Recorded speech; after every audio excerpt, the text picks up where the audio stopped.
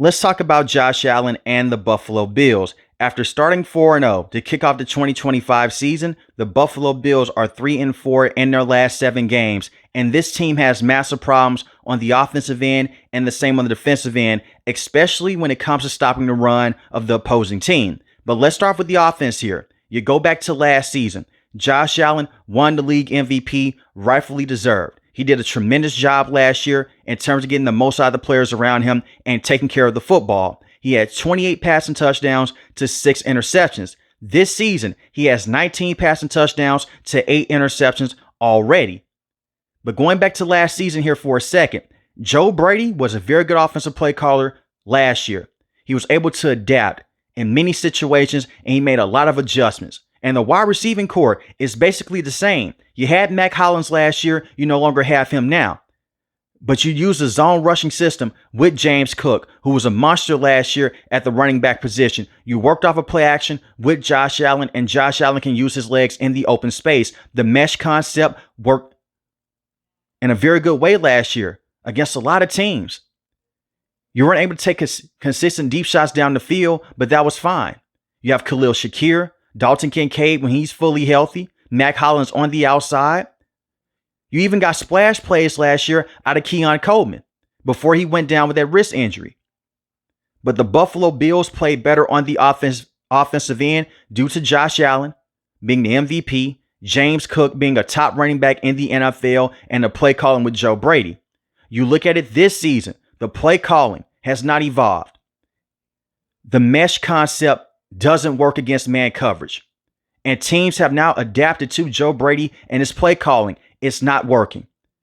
You run mesh, inside zone with James Cook, halfback swing, and screen passes to Khalil Shakir. That's it. That is a Joe Brady special. He has not been a good offensive coordinator this season.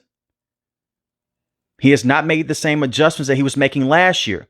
And a lack of talent around Josh Allen is hurting him. He is starting to press the issue. The turnovers at this rate is going to get the Buffalo Bills killed as the season goes on, and especially in the NFL playoffs if he keeps this up. And we have seen Josh Allen have problems with turnovers before in the past when he has to go out there and when he has to be Superman. You go back to the 2023 season, 29 passing touchdowns to 18 interceptions. 2022, 35 passing touchdowns to 14 interceptions. And I put majority of this on the general manager. The wide receiving core with the Buffalo Bills is not good enough. We have the whole Keon Coleman situation, and let's touch on this before we get into the rest of the wide receivers here. Keon Coleman, they need him to step up. They need him to be that dynamic game changer on the outside, but this is the problem with Keon Coleman. You go back and you look at him at the college level, at Florida State. Keon Coleman is not known for his separation. He is known for being a big body wide receiver that can win 50-50 balls deep down the field. That is what he did at the college level. And sure, he has some plays to where he just came off the line of scrimmage, has excellent release, but that's a college level. When you come over to the NFL, you're going to come across tougher cornerbacks, bigger cornerbacks that can press you up and give you a lot of problems at the line of scrimmage. He has been a non-factor this season. And I know that he has basically been benched the last 2 games. He missed a team meeting. But let's not act like Keon Coleman is one of the best wide receivers in the game. You look at Keon Coleman, he's only had 1 good game this season, and that came against the Baltimore Ravens in week 1. He had over 100 receiving yards. He hasn't had over 50 receiving yards since that game. He looked better last season before he went down with that wrist injury. The potential is there. But you have to build that chemistry with Josh Allen in those one-on-one situations. He has a limited route tree. If it's not a go ball or a slant or an in cut, he can't run routes underneath. He can't separate. And now Josh Allen's putting the football into a dangerous situation. If Keon Coleman doesn't win those one-on-one opportunities, that's a wasted down. Or even worse, it goes for a turnover. Khalil Shakir, he is their best wide receiver inside the slot. That's why they have so many screen passes go his way. He can make a lot of moves in the open field. But teams are caught on. They know the jailbreak screen with Joe Brady is not going to work. Outside of Khalil Shakir, you have a lot of question marks in the wide receiving room, and these players just aren't good enough. Joshua Palmer, he has never been a consistent number 1 or number 2 wide receiver in his career, dating back with the Los Angeles Chargers. He's always been a number 3, number 4 wide receiver, and he's dealt with injuries this season. You have Tyrell Shavers. He came in, he had a big game against the Tampa Bay Buccaneers. But this man comes out of nowhere. He's not a consistent number 1, number 2, or even a number 3 wide receiver either. And I put all of that blame on the general manager when you traded Stephon Diggs to the Houston Texans for a 2nd round pick. You trade back in the NFL draft, you select Keon Coleman in the 2nd round. You could have easily went out there and made a move to bring in another wide receiver to help out Josh Allen. They need to have a dynamic weapon on the outside, not just inside the slot. And I look at someone like Elijah Moore. Elijah Moore is a talented player. I'm not trying to hype him up and say that he's going to be a top 10, top 15 wide receiver if you give him more opportunities, but find a way to give him the football more. Give him more plays in the open space. Give him a chance to go out there and stretch out the field. Dalton Kincaid is a very good receiving tight end. You selected him in the 1st round a couple of years ago, but he's dealt with injuries in his career this season and last season. Part of the reason why the offense is not gelling right now is the fact that Dalton Kincaid has been out dealing with a hamstring injury over the last couple of weeks. But if you take away Dalton Kincaid, you take away Khalil Shakir, this offense is based off the legs now of Josh Allen and James Cook. And once again, teams have caught on. And we've seen Joe Brady get away from the run game and just primarily stick with Josh Allen. And in certain matchups this season, it has helped you. But at the same time, it's burned you as well. You go back to week 1, and this will tie into the defensive conversation later on in this video. Josh Allen was phenomenal in week 1 against the Baltimore Ravens. They won that matchup 41-40.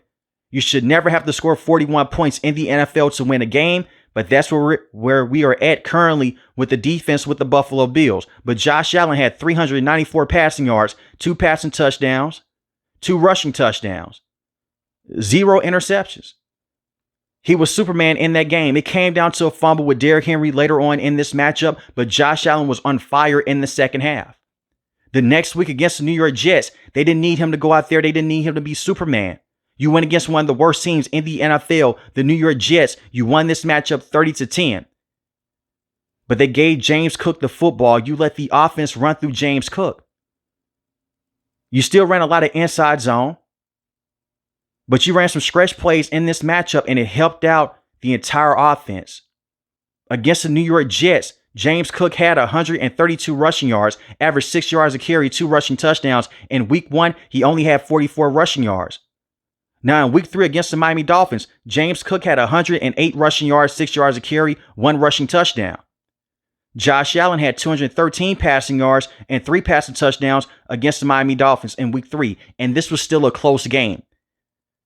Until Tua threw the interception late in the matchup, you go down there, you kick a field goal. Now it's a 10-point game. But you can see the cracks early on with the Buffalo Bills. Their defense just wasn't good enough early on, and they were very inconsistent on the offensive end. And it's nice. A lot of analysts come out and scouts. They don't want one dominant wide receiver. It's the whole diva conversation, like how things were with Stephon Diggs, all the reports coming out. You may run into a wide receiver that has an attitude complex where he wants the football so much, and it may hurt the team. But at the same time, you have to have a dynamic game changer on the outside to help out your running back and your quarterback.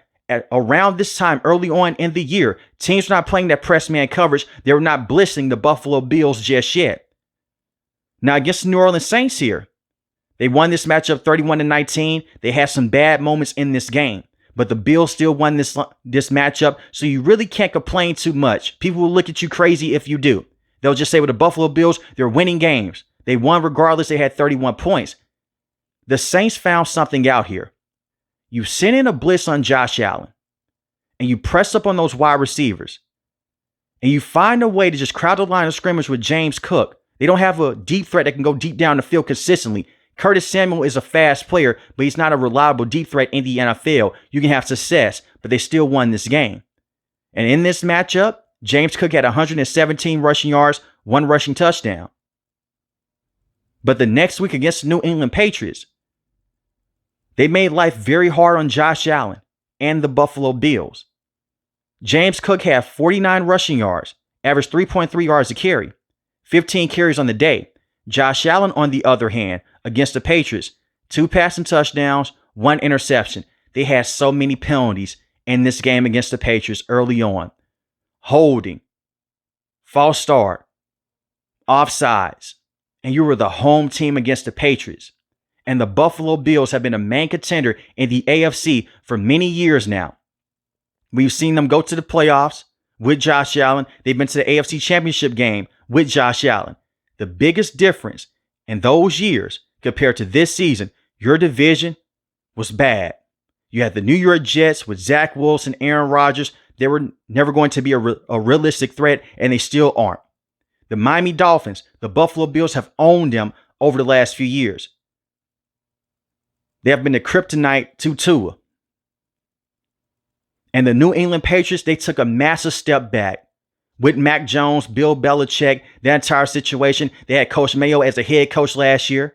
So the division was easy. The division was basically there for the Buffalo Bills. Free wins. Go out there, win your division, host a playoff game. That's no longer the case. You're second in this division. The Patriots are a better team. And now the Buffalo Bills are in a tricky situation. You've lost to the Patriots and you lost to the Miami Dolphins. This is not normal for the Buffalo Bills over the last 5 years. But in this game against the Patriots, they gave you the blueprint. We're going to be tough on those wide receivers. We're going to put a lot of pressure on James Cook. Josh Allen can run around. He can put up on wide receivers. But if our pass rush can get home, we should be fine. So the next week against the Atlanta Falcons, one of the best pass rushes that you can have in the NFL currently. That is what they did. They pinned their ears back, get after Josh Allen, take away that run game with James Cook, and press up those wide receivers, get in their face. They can't beat us deep down the field. They're just not good enough. And they were right. And they won this game 24-14. Shaq Thompson did have a potential interception that could have went for a pick six late in the game against Michael Penix Jr. But it should have never came to that one play with Shaq Thompson.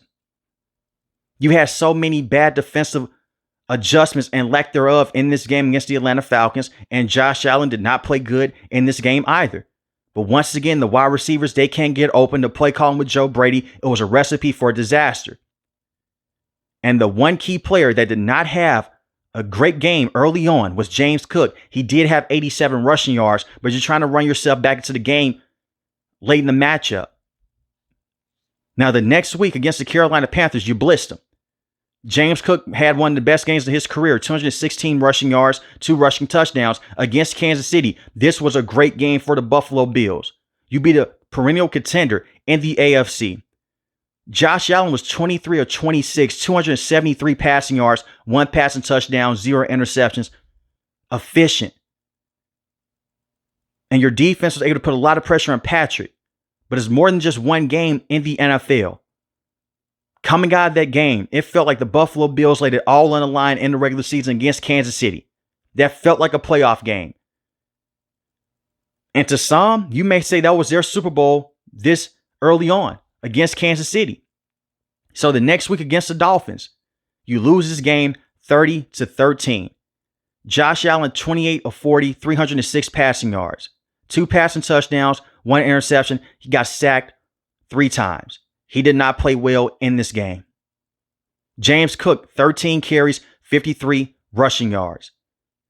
You got outcoached by the Miami Dolphins, who fired a general manager a month ago. And this is a Dolphins team that was heading to the wrong direction. A Dolphins team that you beat early on in the year. You just lost to this way. And you can say it's a trap game. They laid an egg. But we saw them against the Patriots and the Falcons. The same problems that they had in those matchups, they had in this one. Against the Tampa Bay Buccaneers, you won this game 44-32. Josh Allen, 317 passing yards, 3 passing touchdowns, 2 interceptions, and 3 rushing touchdowns. 6 total touchdowns for Josh Allen, but the interception numbers are way too high with him. And that's against the Buccaneers. Their defense hasn't looked right since week 5. But a win is a win. Give credit where credit is due. And against the Houston Texans, this was the most frustrating game that I've seen with the Buffalo Bills this season. Josh Allen got sacked 8 times, 2 interceptions, 0 passing touchdowns. He did not play well. But you can clearly see the difference in the coaching here between Sean McDermott and DeMeco Ryans. The Texans came in with a clear game plan. We're going to put a lot of pressure on Josh Allen. We're going to play press man coverage on these wide receivers. You run the mesh concept, that's fine. We're still going to play man. As a matter of fact, we're going to play cover one. We're going to blitz you from the right side. We're going to force Josh Allen and his clock to go off as fast as possible. And they beat him up. You can clearly see your right tackle is dealing with an injury in Spencer Brown, but he is still out there on the field. And when you pulled him, it was too late. You should have pulled him sooner. So you put in your backup tackle. You're going against Danielle Hunter and Will Anderson, two of the best pass rushers in the AFC, two of the best pass rushers in the NFL. You run scat protection. And basically what scat protection is, man on a man. Every offensive lineman, he's on his own. You don't go over, you don't chip, you don't help. You're in one-on-one situations. Why on earth is your right tackle, your backup right tackle, in a one-on-one situation with one of the best pass rushers in the NFL? And you can clearly see that Josh Allen does not trust what he's seeing down the field. He doesn't have enough time inside the pocket. This was a beating that the Buffalo Bills took in this game. And Sean McDermott did not make adjustments on the defensive end, and the same with Joe Brady. You ran the inside zone, they stopped it. In the first half, James Cook was getting things going. In the second half, they made him a non-factor. It's the lack of adjustments with Joe Brady. So offensively here, you can't make a move to bring in a wide receiver.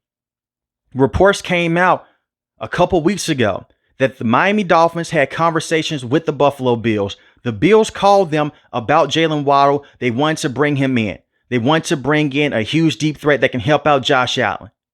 But if you were to go out there and to address this move in the offseason, you have not been in this situation. The wide receiving core last year was not good enough.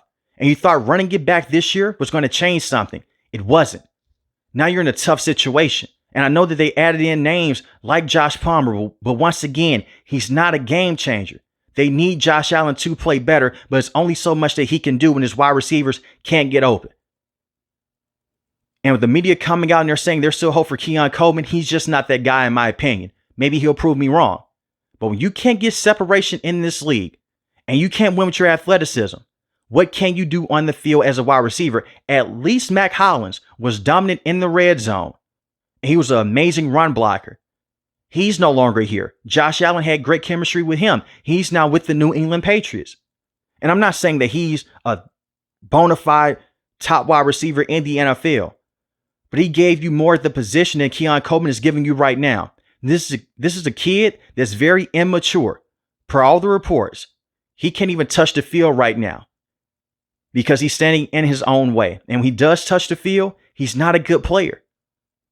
So offensively, they are who they are. Joe Brady is not going to change. The wide receivers, I don't see them stepping up. Dalton Kincaid, when he comes back, he can offer you some juice at the tight end spot. But that's pretty much it. So you're so reliant on Josh Allen, and the same with James Cook. And defensively here, they are a mess against the run. In week 1, Derrick Henry averaged 9.4 yards a carry. He had 169 rushing yards, 2 rushing touchdowns. And you can make the case, well, it's Derrick Henry. He's one of the best running backs in the NFL. He's always given the Buffalo Bills problems. Okay, fine.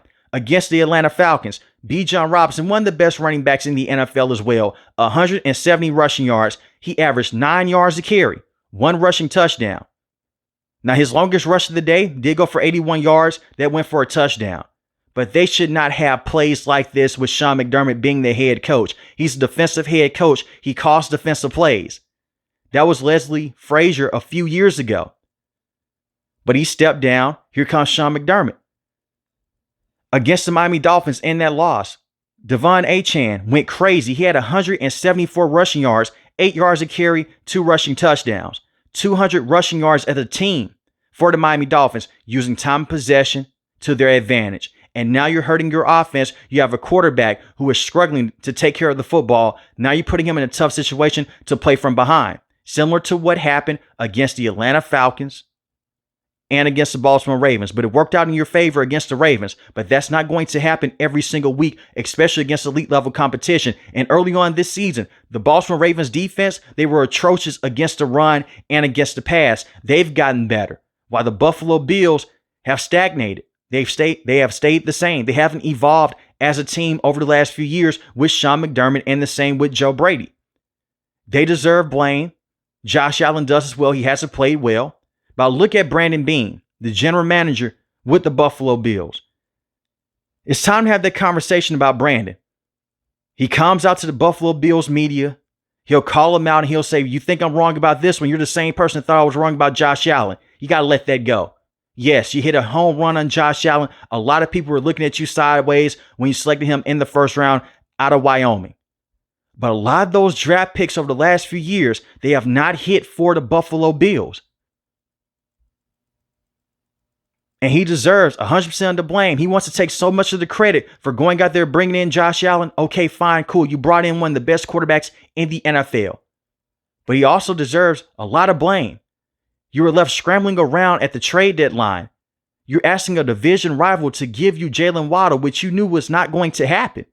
Why would the Miami Dolphins give you Jalen Waddle in this division when it helps the Buffalo Bills and it hurts their team, even though they have a losing record right now? You could have made a trade to bring in Rashid Shaheed. He was with the New Orleans Saints at the point in time. He's now with Seattle. But you have basically discarded the wide receiving position, and you put all the pressure on Josh Allen. And you look at some of the best quarterbacks in the NFL currently. Matthew Stafford. He has Puka Nacua and Devontae Adams. Patrick Mahomes. He has Xavier Worthy, who they drafted in the first round. Rashee Rice, a Hall of Fame tight end, and Travis Kelce. He may not be the same player, but he is still a very good receiving tight end to have. Lamar Jackson, Rashard Bateman, Zay Flowers, Mark Andrews, Isaiah Likely. You see some of the best quarterbacks in the NFL. They have premier weapons on the outside and at the running back position. And a wide receiving group can help out your run game. They're vertical threats. So teams just can't slide around the line of scrimmage and crouch down. They have to respect the speed on the outside. They have to respect those players, and you just can't put them in one-on-one situations. Hell, look at Joe Burrow. He always gets praise, rightfully so, but he has two amazing weapons. Jamar Chase, T. Higgins. While Josh Allen, who was in the same conversation with those quarterbacks, he has Keon Coleman, Khalil Shakir, Joshua Palmer, Terrell Shavers, Dalton Kincaid, Dawson Knox. Those are his top weapons. So they're limited. I don't have them being a legit contender in the AFC this season. This roster needs major changes on the outside. Have a very good running back in James Cook, an excellent quarterback in Josh Allen. But when your defense is ranked first in passing defense, a lot of credit there to the secondary, but they're ranked 30th in rushing defense, that's a huge problem. And give Joey Bosa some credit. Joey Bosa has been a very good player this year with the Buffalo Bills, especially as a pass rusher.